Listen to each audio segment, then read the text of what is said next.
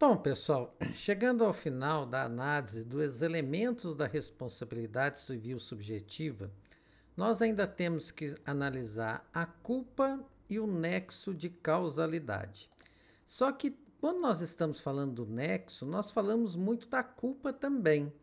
Então, nessas aulas seguintes, nós vamos estudar conjuntamente a culpa e o nexo de causalidade, tá bom? Quando nós falamos em culpa, pessoal, a culpa que engloba tanto a figura do dolo, quando eu quero praticar um dano, mas a culpa também em sentido estrito, eu pratiquei o dano por uma falta de cuidado, uma falta de atenção.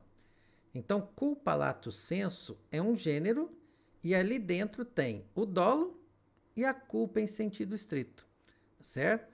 Então, culpa lato sensu é o gênero, que lá tem a vontade de causar o dano, é o dolo, e o dano causado por uma falta de cuidado, que é a culpa em sentido estrito, tá bom? Mas a culpa de todos os elementos da responsabilidade civil, ela é a menos importante, vamos falar assim. Poucas vezes nós teremos, né, uma aplicação significativa para o elemento culpa. Nós já tínhamos até já comentado, certo? Inclusive, em matéria de responsabilidade civil objetiva, nem se analisa a culpa. Essa aula aqui nem entra em matéria quando a gente estiver falando de responsabilidade civil objetiva. Mas olha só para vocês verem como é que a culpa realmente ela é um elemento assim menos importante dos quatro. Imaginem vocês o seguinte, num dano patrimonial, né? A culpa vai ter relevância no dano moral, como a gente estudou na nossa última aula, né? Para a gente tentar aumentar o valor da compensação financeira, aí a culpa tem a sua utilidade. Mas dano patrimonial, né? Vocês vão ver que só tem uma exceção aqui que a gente analisa a culpa mesmo. Então, olha só, o dano vai variar conforme o grau de culpa do agente, o dano patrimonial. Pessoal, imaginem vocês o seguinte, um namorado que acidentalmente deixa cair um martelo em cima do celular da namorada. O celular vale R$ 1.000. Qual que é o dano que ele praticou? R$ 1.000, tá certo? E foi um dano praticado com culpa. Agora vamos imaginar um outro exemplo. Um namorado agressivo que chega, pega o celular da namorada e dolosamente destrói, certo? Ele pega o martelo e bate de propósito para destruir o celular da namorada que valia R$ 1.000. Qual que é o valor do dano? R$ 1.000 também. Então aqui, pessoal, que eu estava querendo mostrar, tanto faz no dano patrimonial, certo? Se foi por dolo ou foi por culpa do agente, o dano vai ser medido pela sua extensão, certo? Nós queremos que a vítima receba de volta o valor que ela teve de prejuízo financeiro, tanto faz se foi praticado por dolo ou culpa do agente, certinho? Então nós chegamos a uma conclusão meio precipitada, né? O dano vai variar conforme o grau de culpa do agente? Não, não vai mesmo, porque o dano, a indenização se mede pelo tamanho, né? Pela extensão do dano.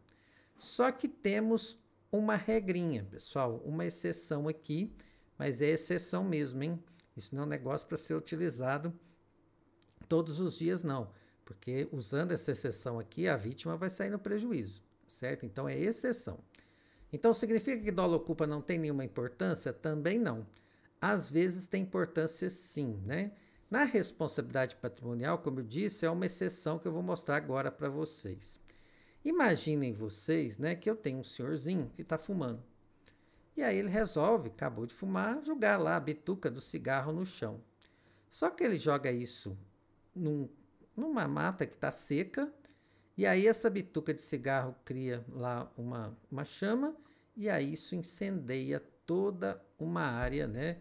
Seja uma área florestal, seja uma área de propriedade particular, não interessa, certo? E aí queima toda a fazenda de uma pessoa. Então, olha só que situação desagradável. A falta de cuidado desse senhorzinho foi mínima. Gente, é jogar um cigarro no chão, certo? Foi tudo que ele fez.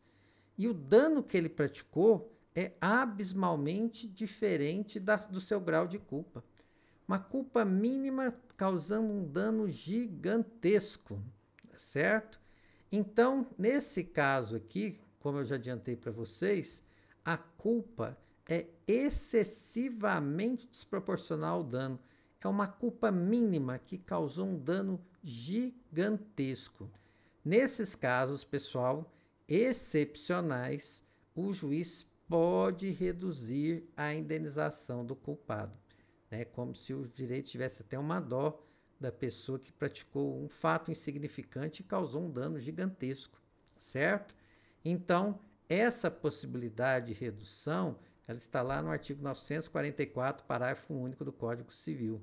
Se houver excessiva, gigantesca, né, desproporção entre a gravidade da culpa e o dano, né, gravidade mínima e um dano gigantesco, poderá o juiz reduzir equitativamente essa indenização. Mas vou reiterar, é uma medida excepcional. E quem fala isso é o CJF.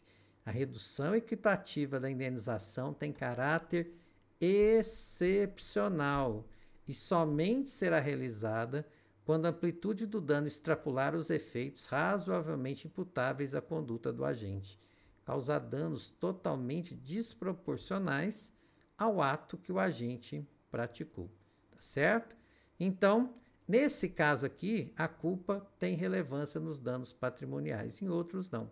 Mas vou reiterar, né, que como nós estudamos na aula passada, a culpa também pode ser usada como um dos critérios para fixar o valor dos danos morais.